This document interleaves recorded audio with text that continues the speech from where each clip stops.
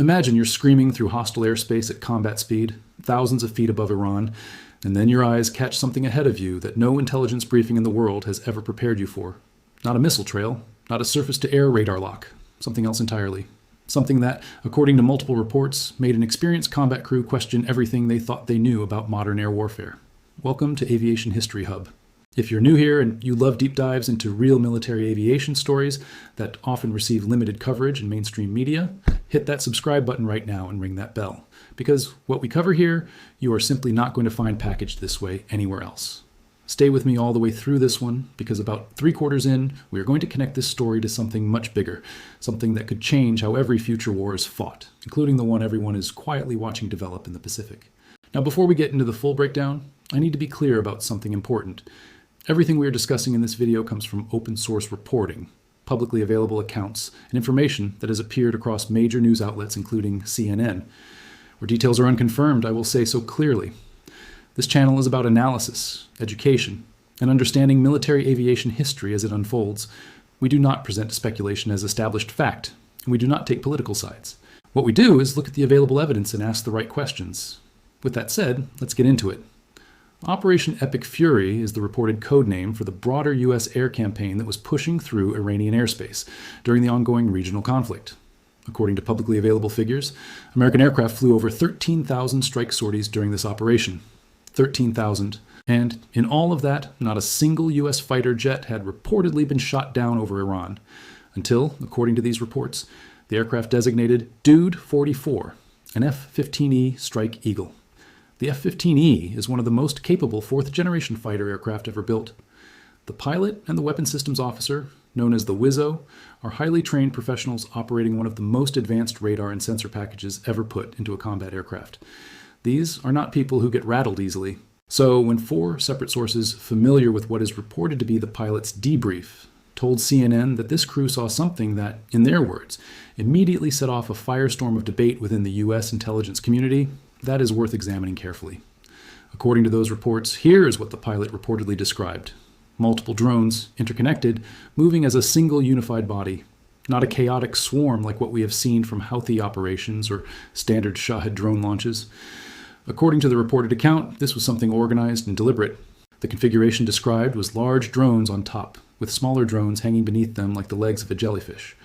One source in the CNN report described the pilot witnessing what felt like a minefield of drones hanging in the air. According to reports, the debrief information leaked months later, and one reported account claims the intelligence community has still not reached a consensus on what exactly the crew encountered that day. There is no public official confirmation of this specific claim from the Pentagon at this time. Now let's talk about what a meshed drone swarm actually is, because this is where the technology discussion becomes genuinely important for understanding the future of air warfare. A traditional drone threat is relatively straightforward from a countermeasure standpoint. One drone, one target, one radar signature. You jam it, you shoot it, you spoof its GPS, and it is neutralized. But a meshed swarm operates on a completely different principle.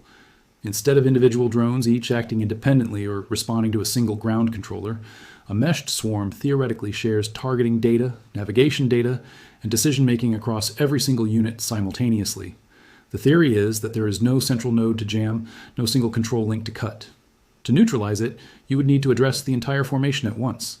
That is an entirely different tactical problem than anything that currently exists in mainstream air defense doctrine. The jellyfish configuration reportedly described by the Dude 44 crew fits this concept closely, at least on paper. Some analysts have suggested that large platform drones on top could act as the communications backbone and main navigation nodes, while smaller expendable drones hanging below would function as the physical threat layer, essentially a net or a trap. One theory is that this resembles the concept of a fishing trawler dragging a wide net through the sea, but three-dimensional, potentially silent, and positioned in a known flight corridor of incoming strike aircraft. It is important to emphasize that this remains a theory based on the reported witness account. There is no publicly confirmed technical intelligence that verifies this specific configuration existed or performed in the way described. Here is what makes this even more complicated from an analytical standpoint.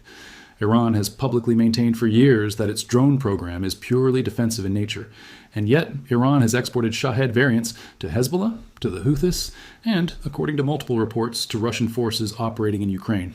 The Shahed 1 in 36 has become one of the most widely studied low-cost weapons in modern conflict. But according to the reported accounts we are discussing, What the Dude 44 crew saw was not consistent with a Shahed 136, and reportedly does not match anything in known US, Russian, or Chinese intelligence briefs, which raises the obvious analytical question. If this account is accurate, where did it come from? One theory circulating in defense analysis circles points toward technology transfer. Russia and China have both invested heavily in autonomous swarm drone research. China, in particular, has publicly demonstrated meshed drone swarms with formations operating as coordinated systems. Some analysts have suggested the possibility that components of that research found their way to Iranian defense development through back-channel transfers. Russia has geopolitical motive. China has demonstrated capability. Iran has the operational theater. And if the Dude 44 account is accurate, that combination is worth taking seriously. However, there is no publicly confirmed evidence of a direct technology transfer at this time. This remains an analytical theory, not an established fact. I also want to mention some footage that filmmaker and investigative journalist Jeremy Corbell has shared publicly, showing what appears to be a jellyfish-shaped object filmed over Afghanistan, reportedly captured by a U.S. military asset. The object appears to have a larger central mass with what look like trailing appendages beneath it. This footage has circulated widely in unidentified aerial phenomena research communities. Some analysts have speculated that objects like this could represent advanced reconnaissance platforms, gathering targeting data on U.S. flight patterns. There's no public confirmation of what this object is, and no established connection between this footage and the events described in the Dude 44 account. We are presenting it here as context for the broader conversation, not as confirmed evidence. Now let's talk about what the American defense industry is already doing in response to drone swarm threats, because this is actually an area of genuine progress. Epirus, the defense technology company, has already demonstrated their Leonidas high-powered microwave system, successfully destroying 61 drones in a single Department of Defense demonstration, including a 49-unit swarm taken down with a single burst of directed electromagnetic energy. Anduril's Lattice AI system fuses sensor data across multiple platforms in milliseconds and autonomously selects the appropriate countermeasure for the identified threat in real time. These are not experimental concepts. They are deployed in operational systems. The current limitation is that they are ground-based and ship-based. The cockpit of an F-15E or an F-35 cannot yet fire a directed microwave burst to clear a potential drone formation from a flight corridor. That gap between the threat as it may be evolving and what airborne platforms can currently do is the central challenge being discussed at the highest levels of U.S. defense planning. And this is where the F-47 program, the next generation air dominance aircraft, becomes strategically significant. If the reported Dude 44 account is accurate, and if this type of drone configuration does represent the direction adversaries are moving, then one analysis suggests the F-47 will need integrated directed energy capability designed in from the start, not added later. Some defense analysts have also raised the possibility that collaborative combat aircraft, the unmanned wingmen being developed alongside crewed fighters, could serve a drone clearing function, essentially acting as a forward electromagnetic shield for the strike package behind them. The implications for any potential future Pacific conflict are significant and worth spelling out clearly. China has a stated strategic objective that includes the ability to reunify with Taiwan by force if necessary. Achieving that would require neutralizing American carrier-based air power and land-based strike aircraft. If, as some analysts suggest, China has advanced meshed swarm technology and has been observing or enabling its use in other theaters, then the gap between assumed and actual adversary capability may be wider than public assessments have reflected. That is the strategic concern being raised right now, and it is worth understanding regardless of your political perspective on the underlying conflicts. According to reports, the crew of Dude 44 were recovered safely by Special Operations Forces, which is its own remarkable story. But the account they brought back with them, if accurate, may represent one of the more strategically significant pieces of open-source intelligence to emerge from any recent conflict.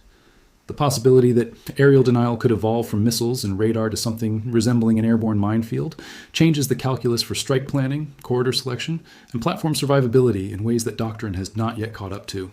If this breakdown gave you a new way of thinking about where air warfare is heading, drop a comment below and tell me your take. Do you think this reported technology came from Russian or Chinese development pipelines? Do you think meshed drone swarms represent a genuine shift in air dominance? Share this video with anyone who follows military aviation seriously, because this conversation is only going to grow. Make sure you are subscribed so you do not miss where we take this next. I will see you in the next one.